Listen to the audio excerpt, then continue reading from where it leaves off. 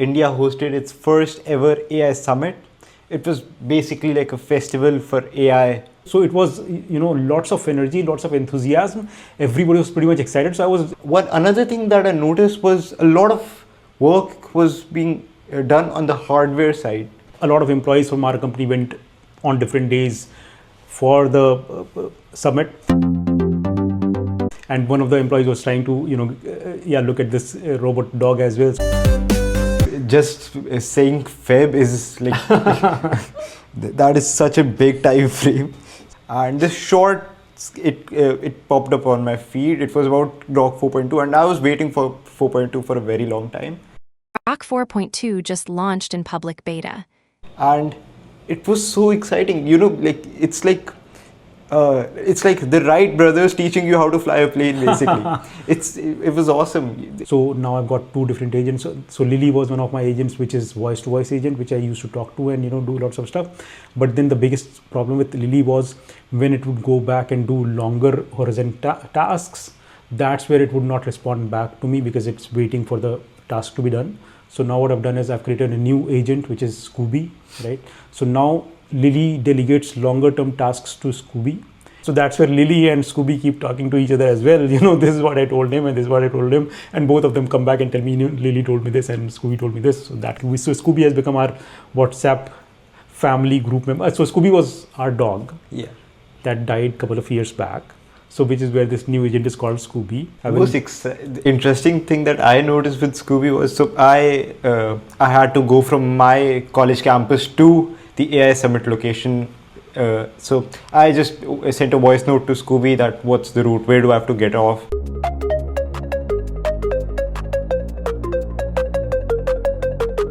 Hello everyone, welcome back to another episode of Neural Nest. And this was a very exciting week as well. India hosted its first ever AI summit. It was basically like a festival for AI. Well, absolutely. So it was not just India. So it was good for us that it was hosted in Delhi itself, right? Yeah. Lots of people were complaining that it should have been in Bangalore. That's the Silicon Valley for India. But then we were the lucky ones to have it here in Delhi.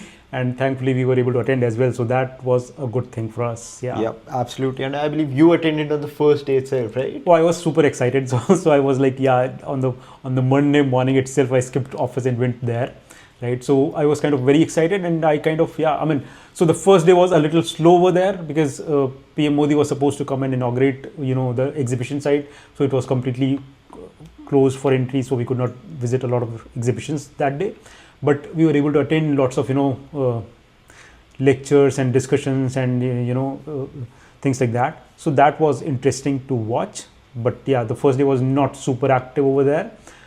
But we saw a large crowd. So it was, lots of energy, lots of enthusiasm. Everybody was pretty much excited. So when I reached there around, 11:30, 12, it was already completely full. So I was like, wow, is it still the AI summit or is it like some other, carnival going on here? But then when I went in, so there were lots of different teams discussing lots of AI projects and things like that. So that was like, it was a revelation for me. I was like completely taken aback that so many people are doing so many interesting things in India around AI, and then there were lots of students as well there, right? So they were very interested in knowing what's going on, and so a lot of them were also interested in figuring out which companies are doing great stuff. So first day was not very conducive for that, but then I met lots of people who came in from Chennai and Bangalore and places like that. So it was I felt very privileged that it's happening in my city and I could go there anytime. So that was a very interesting experience for me. Yep. You also went there, right? A couple of days later. So how was it for you? So I went to the AI summit a few days after the first day. And my experience was completely different because I believe we attended the complete opposite things. There were multiple things going on in the AI summit itself. So you attended more of the speech part, right? I was more interested in that, how it's being shaped by the people in government and people at higher position, how they're looking at it. That was primarily my interest. So So okay, I couldn't attend that because I had college that day, and I went after my classes. I was pretty late. I entered the stadium at like around 3 p.m. So that was already very late, and I went straight to the halls that had the kind of the exhibition of all the companies. I was more interested in that, and as soon as I entered, I thought I did Comic-Con or something like maybe CES. It was awesome seeing all these companies, all these stalls. It was so exciting. Initially, me and my friends, we went to all the bigger companies, OpenAI, Google, DeepMind, but that actually got a little boring because every person there was catering to the older crowd and explaining how the products worked. Because like we already knew, they were explaining how Notebook LM worked. Where could these people use Notebook LM? We already use that, right? So that was boring. Then we targeted Indian startups, and that was really exciting, seeing what all these tech Indian startups, cutting edge startups are working on. And luckily I was able to connect with a few founders as well, and I had a great conversation. So there was this product, they were making workflow agents for Indian B2B business to business owners, basically. Okay. For people who are not tech savvy, it would make a simple flowchart explaining how things worked. And yeah, it was exciting stuff. Another thing that I noticed was a lot of work was being done on the hardware side, especially in the Indian startup communities. And yeah, I think absolutely, there were so I could not visit again, but then I saw a lot of startups. So there were lots of live streams going on. So the day when you went there, it was Khosla was kind of sharing a funders and founders kind of meet, which I recommended you, but you didn't have time to attend it. So that's where lots of very interesting conversations happened. And then, like you rightly said, lots of Indian startups were able to showcase what exactly they're working on. Some of them were able to secure funding as well. So they kind of got international audience sitting here in India, right? So that way it was very interesting for local startups, and so everybody kind of, the students got to see what Indian AI companies are doing. And then we got to see basically, for example, from your perspective, there was old generation who are still struggling to figure out what AI is. They're kind of treating it as a tool and stuff, right? Yes. And then, so there was a complete, spectrum of audience, what they understood from AI, which is where I was also like the initial discussions that I kind of attended on the first day. So I had seen a lot of YouTube videos where, these conferences happened in Saudi Arabia or it happened in US. And so everybody talks about government, officials do not understand exactly how AI has to be dealt with, what exactly AI is, which is a similar pattern that I observed here as well. So people sitting in high position who are not very fluent with AI were still talking those old things, we should incorporate this into education. Even the kids should start learning AI from 6th grade and stuff. So I was kind of, so the policymakers need to kind of update their knowledge, but that will happen over a period of time. It will not be, overnight. And in their terminology, obviously 3-4 years is just overnight, right? So basically AI is still evolving and everybody has to keep learning. So that's where, it was really good to attend. Good to see so many people interested in AI. It was very pleasant surprise for me on the first day, because I was expecting, I went for the first day, especially just because, I thought it'll be less crowded, hopefully, because everything else in India picks up, pace slowly and steady, which is where it kind of picked up pace as well. And they kind of stopped the entry, issuing the QR codes for entry, right? But then later they extended it for a day, and that's where, so it was very interesting. And along with that, a lot of very notable people were invited for this summit. Some of the biggest, most high position, people on the highest position ever. The CEO of OpenAI, or the CEO of Anthropic, Sam Altman. So Dario Amodei and Sam Altman and everybody else was here in India, right? So basically some of the people were asking as to why India has to host this kind of conference, right? Why are they doing this kind of gimmickry right now? So which is where I kind of, did not relate to that at all, because this is the time when everybody's trying to, every country worth its salt, for example, Saudi Arabia or France or UK, whoever is doing something in AI is trying to make their presence felt, right? So which is where because India is software hub, it was very important for us to position us in such a way that, you know, we are doing a lot of work on AI, right? And this kind of conference or this kind of summit really helps project that kind of image across the world, right? And for 4 or 5 days, India became the center of gravity for AI. Everybody who in, you know, AI world was here, right? And so one is that. Two is basically, you know, when these guys come over here in India, they get to see the talent here, and then they, you know, kind of invest a little bit. For example, you know, Google kind of committed around $15 billion, and then lots of other companies also kind of, you know, announced a lot of deals with Indian government or some corporate in India, right? So that way, you know, when you organize these kind of events, there is mixing of, you know, knowledge across the board, and then it's financially also helpful at times. Some Indian companies got funded as well, right?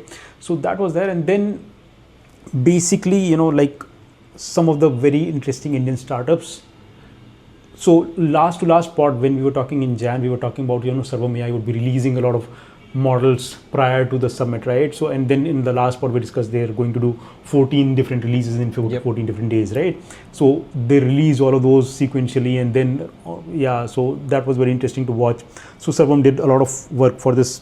Then we talked about Xterra robotics, right? So they kind of, you know, so people have seen, you know, lots of robotic dogs and stuff from China and lots of other places. So I was absolutely not aware that India is also kind of developing something. So that's where I got to see that, you know, Xterra robotics from a company incubated in IIT Kanpur since 2023 has been working on a robot dog. We saw that video, right? That so Xterra robotics, they released a video of their robo dog walking around Indian construction sites. So that was pretty impressive. And so a couple of, you know, so a lot of employees from our company went on different days for the summit.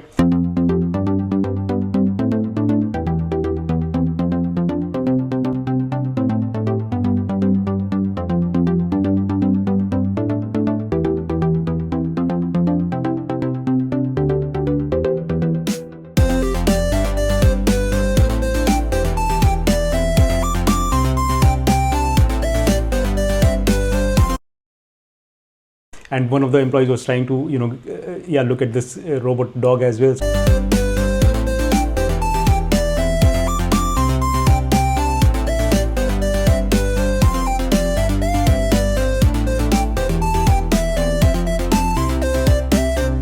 So that way, they were kind of impressed that, you know, a lot of hardware kind of work is being done there. And then Sarvam is kind of releasing a Kaze sunglasses, right, which was surprising for me. They were doing a lot of software things, which launches, I was aware, right, but I was not aware that they are kind of coming out with a Meta Ray-Ban kind of Kaze glasses for India. I mean, not essentially for India, but it will be applicable to everybody. But it's very similar to, you know, that it will probably come out in 3-4 months time. So a lot of very interesting discoveries, I mean, for us as well. For example, Tech Mahindra is doing a Hindi or Indic languages LLM, which they showcased, and they're kind of, you know, customizing it for educational purposes and things like that, right? So that was, Along with that, Anthropic decided to launch their first ever Indian office in Bangalore. So like I said, right, a lot of these bigger companies were here in India. Everybody was kind of announcing. So the plan for Anthropic office has been going on for last some time. They kind of inaugurated it while Dario Amodei was here, right? So that was there, and then from Microsoft, Bill Gates and, you know, Satya Nadella were here. And Google, so Sundar Pichai was here as well. Yep. Demis Hassabis, both of them were here. So it was like completely packed 5-6 days. Lots of people, lots of very interesting conversation, lots of very interesting product demos, and lots of, you know, very interesting conversations, right? Everywhere, everybody was talking about how to use AI, how to do something with AI. That is what these kind of events do for you. That is where it becomes, you know, for example, generation like you, students and everybody, they get so inspired with these kind of, you know, events that they want to probably participate next time in these kind of events, right? So that is how these events actually really help the country. Yes, there were some controversies, there were some negative press as well, but then, I mean, everything big has some, you know, downsides, I think. So let's not focus on that, I think. But there were very, very interesting things to be, you know, seen here. that's what my takeaway from there was. Oh, absolutely. It was packed. Even, I mean, I was one of the last people that left when I went to the AI Summit. I left at around 6:30 and it was still packed. It was, Wow. I was waiting around at the back so that I could maybe talk to a couple more founders, and I still, it was so difficult because there was so many people around. It was so awesome. Yeah, really exciting stuff. Cool. And I think that's basically it on the AI Summit part. Along with that, a lot of model launches have been happening. So Feb has been completely packed from that perspective, right? So yeah, since start of the Feb, like we did a podcast on 8th or 9th, right? That's where we already talked about Opus 4.6 release and things like that. Yeah, right? 5.3 codecs and Opus. We were thinking that next few models would be released maybe staggered towards the end of Feb or mid of March and stuff.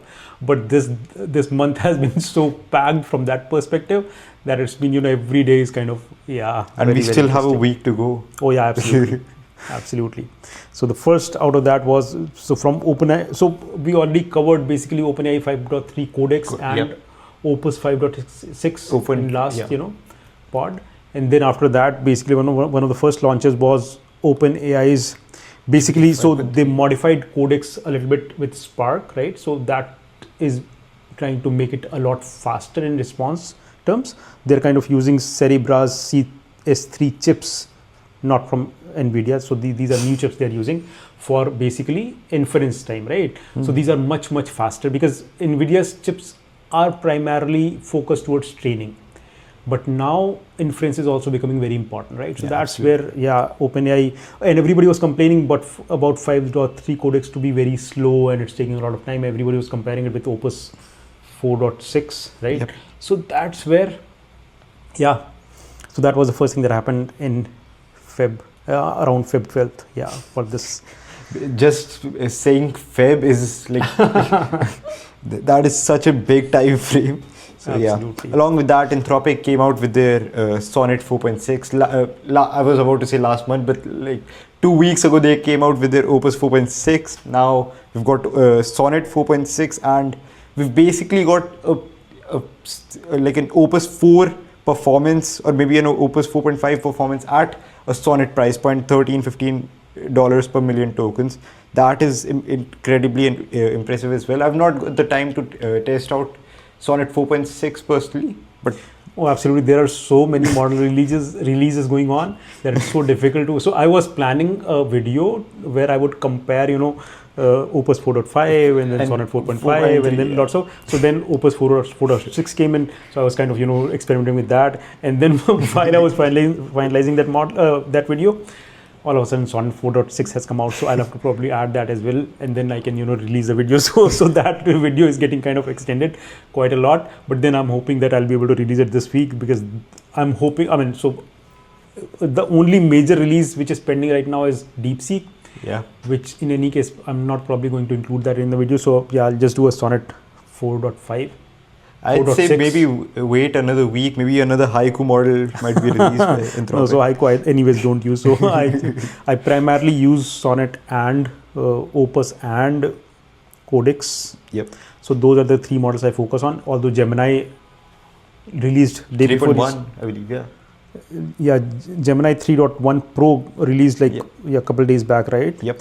So that is also kind of on the benchmarks. It's pretty good. So let's go one by one. So basically, Anthropic, like you rightly said, on Feb 17th they released Sonnet.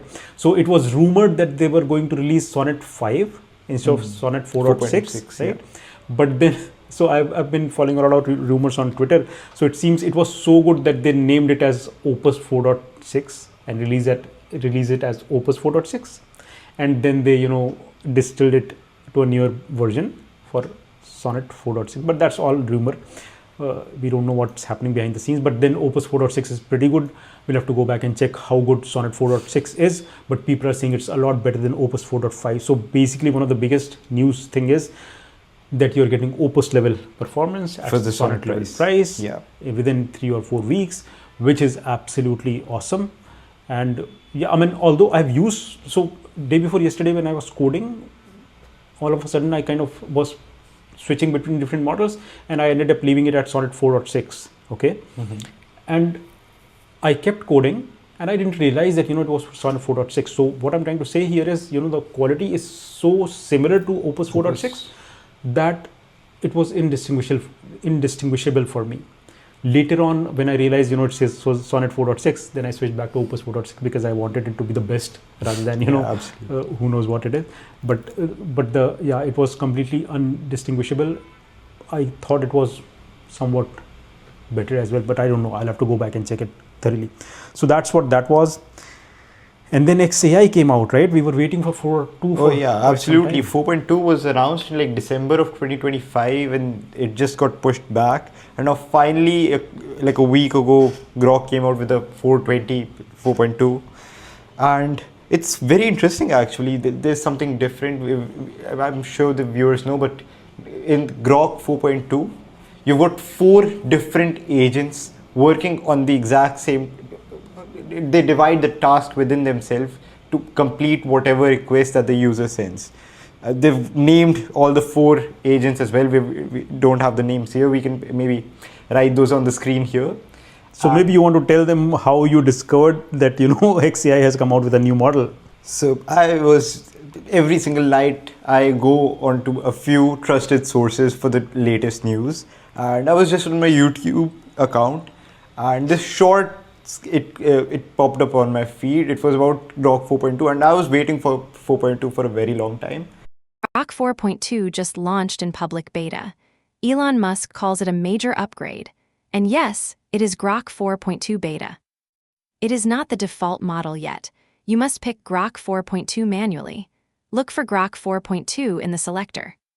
The biggest change is native multi-agent thinking. It runs a built-in team of 4 agents. They collaborate on every complex question. Meet the team working behind the scenes. Grok coordinates and delivers the answer. Harper searches web and XLive.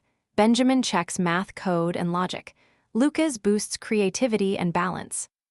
They debate in parallel, then synthesize one response. That cuts hallucinations and raises answer quality, especially on research, code, and tough topics. There is also heavy mode for top subscribers. It can scale up to 16 specialist agents, and it runs on XAI Colossus GPUs. Access is for SuperGrok or X Premium Plus. Expect strict rate limits due to compute. Use it for high-value, complex work. Thanks so much.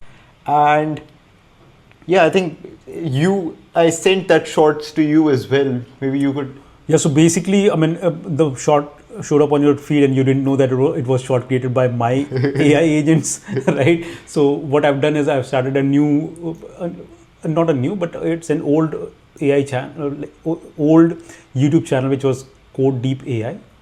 Now what I've done is I've deployed an agent that creates, YouTube shorts for latest AI news. And one of those, because you anyways probably would be following that channel from long time back. Yeah. Or whatever, right? So that short showed up on your feed, and then you went to, like you said, you went in and checked out.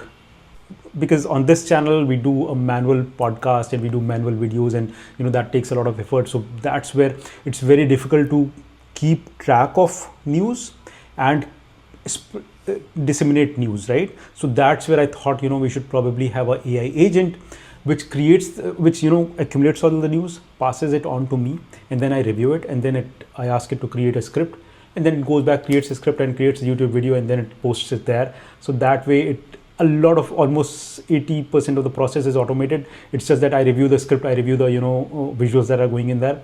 But so that is pretty much like real time, and I would probably give a link on this podcast. People could probably start following that. That would, if at all anybody's interested in getting the real time news either in English or in Hindi, so that you can follow that channel. It will start giving you that. That is very interesting. Even I at times get surprised that when my agent goes back in the morning, in the afternoon, every 4 hours, it looks at latest news. It keeps pinging me on my WhatsApp, keeps telling me this is happening.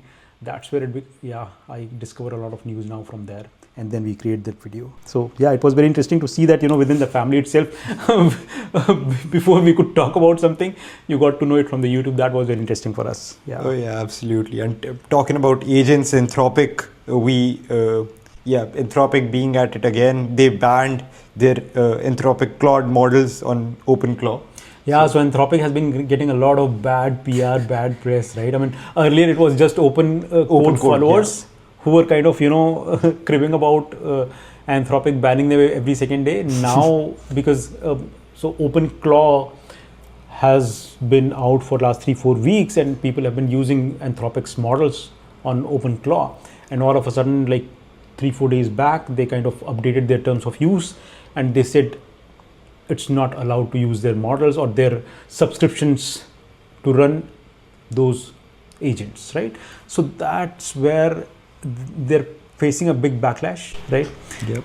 And people are switching over to OpenAI, or they're trying Grok, or they're trying Gemini.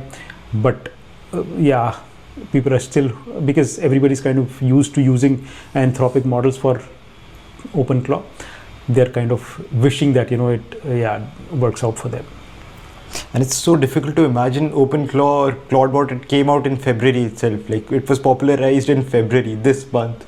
It feels like that it's been around for ages at this point. Right. And a lot of people were saying that because the founder is hired by OpenAI now, that's where this is they're doing it. But that's not the case, because they were earlier, pushing back on OpenCode as well. So that's where it's not because the founder is with OpenAI now.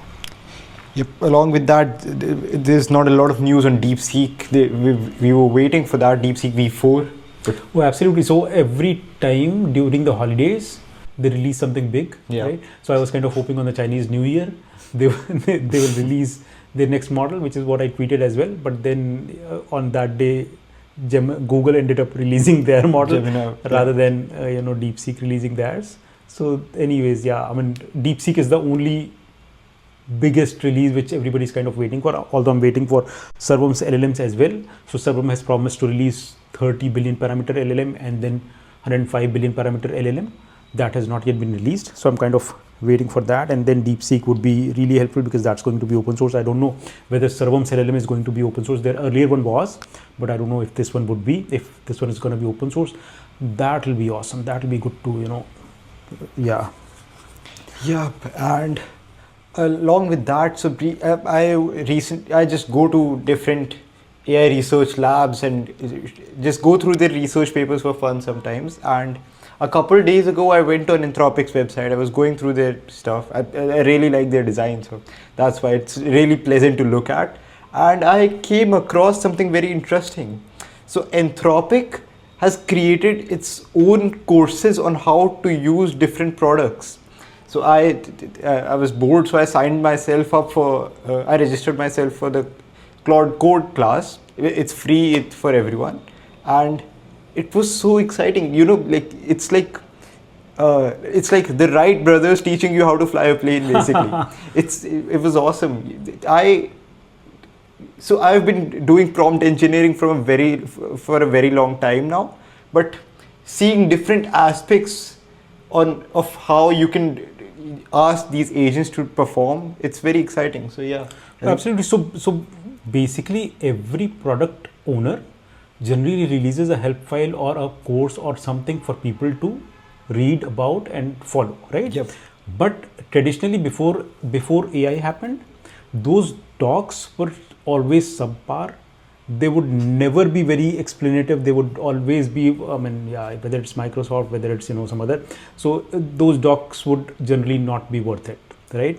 But now the rate of change is so fast that even before some consumer could understand the product and start documenting it, the product changes automatically before that, right? Yeah.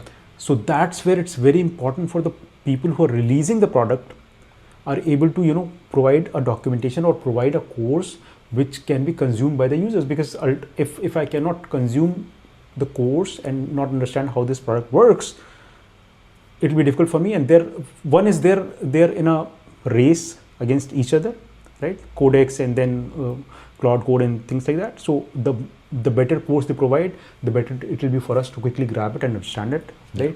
One is that. Two is basically, by the time somebody else comes up with a course, they would probably modify the product itself. So it's very difficult for others, and it's very easy for them because they're using AI to develop the course now. So the AI can come up with the documentation as well. right?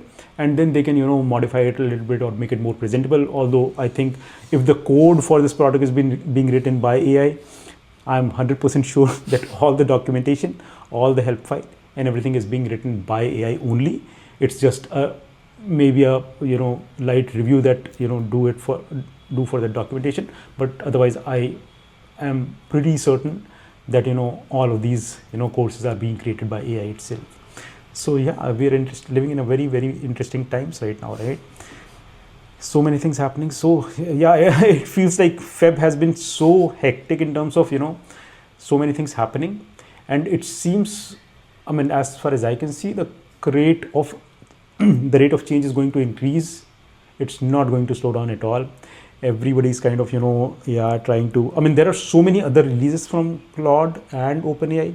We're not touching on them because we've not been able to follow it. We were primarily focused on the AI Summit, and then we were doing some of our own experiments. So for example, I was kind of working on AI agents, and then AI agents testing, and then voice-based agents. So now I've got 2 different agents. So Lily was one of my agents, which is voice-to-voice agent, which I used to talk to and do lots of stuff. But then the biggest problem with Lily was when it would go back and do longer horizontal tasks, that's where it would not respond back to me because it's waiting for the task to be done. So now what I've done is I've created a new agent, which is Scooby, right? So now Lily delegates longer term tasks to Scooby and keeps talking to me about other things. And as soon as Scooby is able to figure out whatever Lily asked, it will go back and tell her that, this is what I found. You can tell back to Pranjal. So that's where Lily and Scooby keep talking to each other as well. This is what I told him and this is what I told him. And both of them come back and tell me, Lily told me this and Scooby told me this. So that kind of thing. So it's very, very interesting thing. And yeah, so that's where I was kind of, because we are not able to follow the news. So Scooby does a lot of that kind of thing where it's, able to track AI news. It's able to track some of the things that I want to be reported daily or hourly or weekly, or it looks at the timesheets of employees and tells me that these timesheets are still not updated and things like that. So it's doing a lot of heavy lifting, repeatable tasks for me, right? So yeah, I've been busy with those. Hopefully once they stabilize, it'll give me more time to think about other things. But last couple of weeks I've been completely heads down on those as well.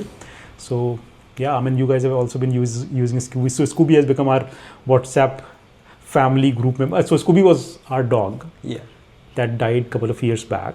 So which is where this new agent is called Scooby, and which is where we kind of, the moment we saw Scooby, everybody has that emotional reaction, right? That, wow, Scooby is back. So the picture is also of Scooby and stuff. So yeah, so all of us are using him on one-to-one and the group basis, which is where it's been very helpful. And yeah, so that's what I've been busy with. The most interesting thing that I noticed with Scooby was, so I had to go from my college campus to the AI Summit location. So I just sent a voice note to Scooby that what's the route, where do I have to get off from the metro, and at the end it gave me a warning that your dad is also there. So it was not a warning, it was a suggestion that you should look out for him. He's there, you should meet him up, right? It was not a warning, but yeah, that's how you perceive it, because you want to be warned about where your dad is. So yeah, that was fun. And we also gave it the personality in the Claude bot. We gave it a persona of a dog, so it starts all the messages with woof woof. So yeah, exciting. It's got its own quirks. Fun. Absolutely, yeah. So that's very interesting. Yeah. So anything else you want to cover? No, I think we've covered everything for this week of February. Not everything, but as much as we could have. It's just been 1 week, 1 or 2 weeks. I agree. The rate of change is like picking up so much that it's not humanly possible to track everything, which is where now we need AI agents to track it for us and start sending it, telling us what's important for us. So a lot of some very interesting things that I'm doing right now is, I pass on the YouTube video URLs to my agent, and I ask it to summarize it in a voice note, and then it comes back with a voice note, and then I listen to that voice note and understand what's been talked in that video, and then I can, if at all I want to dig deeper in the video, I can go back, otherwise I ignore it. So yeah, it's a lot. Yeah, the agents are almost going to be everywhere. So that's what this is. But yeah, I think so we should end it here, right? That's pretty much what we wanted to cover. Thank you so much for watching, everybody, and hopefully we'll do another episode soon. But this was about India AI Summit, and we enjoyed that a lot. Hopefully some of you also went there and had a good time. Let us know in comments, how did you enjoy the India AI Summit, or what did you learn there, right? Thank you so much for watching. Thank you, everyone.